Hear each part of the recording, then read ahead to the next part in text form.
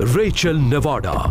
17 मार्च 2018। Area 51 के दायरे के ठीक बाहर जॉर्जियो सुकलोस मिले रिसर्चर वुल्फ मैकैरन और माइनिंग एक्सपर्ट क्रिस्टियन ग्रेनोव से। वो यहाँ खोदी जा रही सुरंगों के एक नेटवर्क की तहकीकात करने आए हैं, क्योंकि चर्चा है कि एरिया 51 के नीचे वो सुरंगें खोदी जा रही हैं।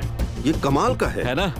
वुल्फ और क्रिश्चियन मानते हैं कि ये जगह टेम्प्यूट माइन नेवाडा की उन पुरानी खदानों में से एक है जिसका इस्तेमाल एरिया 51 में चल रहे काम को बढ़ाने के लिए किया जा रहा है, जमीन के नीचे। मैं एरिया 51 से करीब 150 किलोमीटर दूर यहाँ उत्तर में खुदाई कर रहा था और मैं ये काम 1992 से ही कर रहा हूँ। मेरा अपना एक गोल्ड फील्ड भी है। मैं एक माहिर माइनर हूँ। मैं सच का पता लगा लूंगा। तो आप हमें एरिया 51 के बारे में क्या बता सकते हैं? एरिया 51 आज हम गूगल इमेजरी पर जो देखते हैं वो 50s, 60s और 70s के हैं। उसके बाद वो सब जमीन के नीचे चले गए। सब कुछ जमीन के नीचे होने लगा। आपको एक माइनर के तौर पर ऐसे क्या सबूत मिले हैं जिनसे आपकी इस बात की पुष्टि होती हो?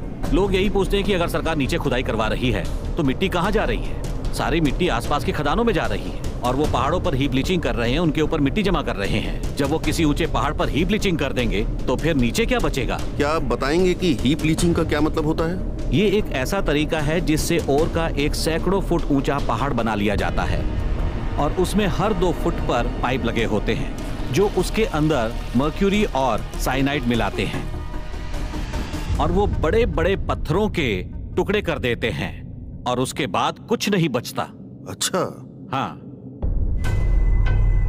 तो क्या सरकार भी टेम्प्यूट खदान में हीप लीचिंग कर रही है ताकि वहां चल रही खुदाई से निकलने वाली मिट्टी को हटाया जा सके? और अगर ऐसा है तो सरकार ने इतने बड़े काम को स्थानीय खनिकों की संदेह भरी नजरों से बचकर आखिर कैसे कर लिया?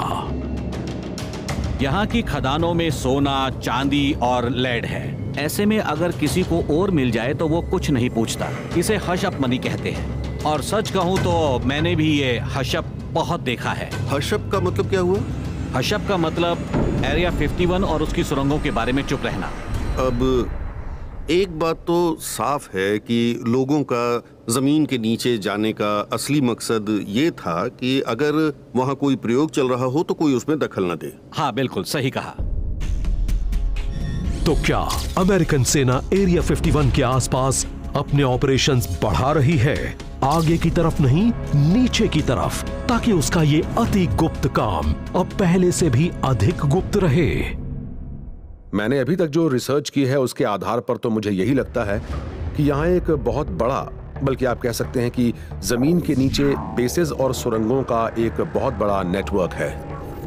उन्होंने इसकी शुरुआत असल में किसी परमाणु हमले से बचने के लिए की थी, क्योंकि सोवियत यूनियन परमाणु हमला कर सकता था और उससे बचने के लिए वो जमीन के नीचे चले गए। अब वो उसी को आगे बढ़ा रहे हैं। बहुत से लोग तो ये भी मानते हैं कि एरिया 51 में आज जो कुछ भी हो रहा है वो तो एक बहुत बड़े खेल का एक छोटा सा अंश भर है। ये भी सरकार की कई खुफिया फैसिलिटीज में से एक है और वो सभी जमीन के नीचे चलने वाली हाई स्पीड ट्रेन्स के एक नेटवर्क से जुड़े हैं।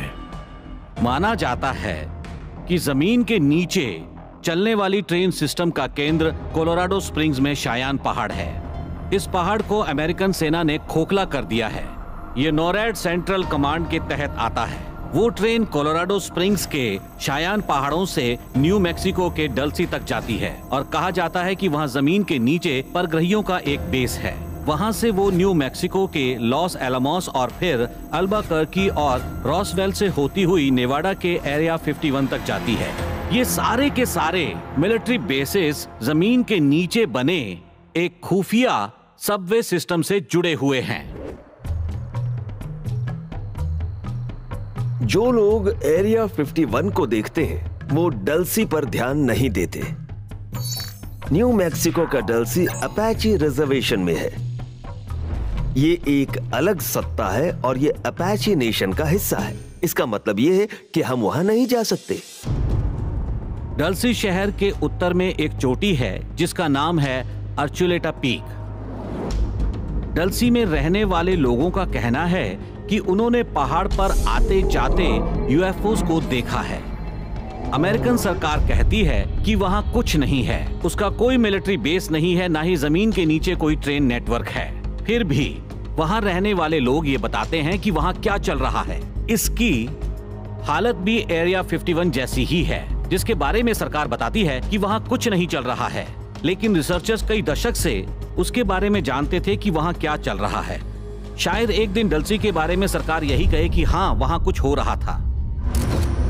तो क्या हम ये कह सकते हैं कि सरकार की कई बड़ी ही गुप्त प्रयोगशालाएं हैं जहां परग्रही टेक्नोलॉजी का इस्तेमाल करके बड़े पैमाने पर प्रयोग किए जा रहे हैं? एंशिएंट एस्ट्रोनॉट थेरिस मानते हैं कि इस बात में कोई शक नहीं। उनका कहना है कि इससे जुड़े सबूत अमेरिका के दक्षिण पश्चिम में नहीं बल्कि आगे पूर्व में मौजूद हैं। उनका कहना है कि एक संस्थान में कई दशक से परग्रही जीवों के साथ मिलकर काम किया जा रहा है और ये जगह उस जगह के बहुत करीब है जहां से इंसान ने आसमान में उड़ने की पहली कोशिश की थी। डेटन, ओहायो। यहां उन्हीं मैदानों में जहां वेल्बर और ऑरवेल राइट ने इंसानों को उड़ान की दुनिया में पहुंचाया था, मौजूद है Wright Patterson Air Force Base, American सेना का एक सबसे बड़ा ठिकाना जिसे काफी सरकारी मदद मिलती है। यहाँ पर बड़े पैमाने पर एक ही जगह काफी काम चल रहा है, जैसे मिलिट्री, टेक्नोलॉजी, बैक इंजीनियरिंग और बायोलॉजिकल जीवों पर अध्ययन। एंशिएंट एस्ट्रोनॉट थेरिस मानते हैं कि राइट पैटरसन या राइट पैट, जो इसका प्रचलित नाम है, कई दशकों से परग्रही जीवों की जांच पड़ताल और उनसे जुड़े प्रयोगों का केंद्र रहा है। बहुत से लोग तो ये भी मानते हैं कि ये सामरिक रूप से एरिया 51 से भी ज्यादा अहम है।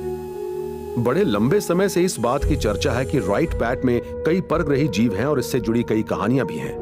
इस बात के भी दावे किए जाते हैं कि यहाँ जमीन के नीचे अनजान एरियल व्हीकल्स या यूएफओज रखे हुए हैं। 14 जून 1947 को एक अनजान यान न्यू मैक्सिको में रॉसवेल शहर के बाहरी इलाके में दुर्घटना का शिकार हो गया। चश्मदीदों का कहना था कि वो एक उड़न तश्तरी जैसा लग रहा था और उसके मलबे से जो लाशें मिली थीं, वो इस दुनिया के जीवों की तो बिल्कुल नहीं थीं।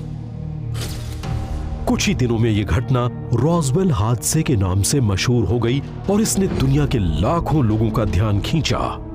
लेकिन इसके साथ जहां अमेरिका की दिलचस्पी उड़न तश्तरियों में बढ़ी, वहीं इसके साथ साथ सरकार ने ऐसे मामलों को छिपाने की कोशिशें भी शुरू कर दी।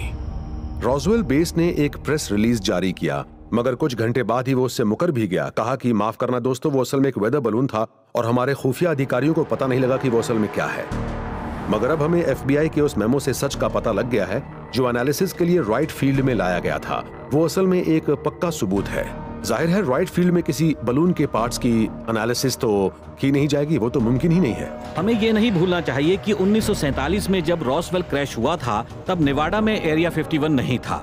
सच तो ये है कि तब ये काम एक अहम एयरफोर्स हेडक्वार्टर करता था और हादसे का शिकार बने यान की चीजों और उससे मिली लाशों को डेटन, ओहायो के राइट पैटरसन एयरफोर्स बेस में लाया गया।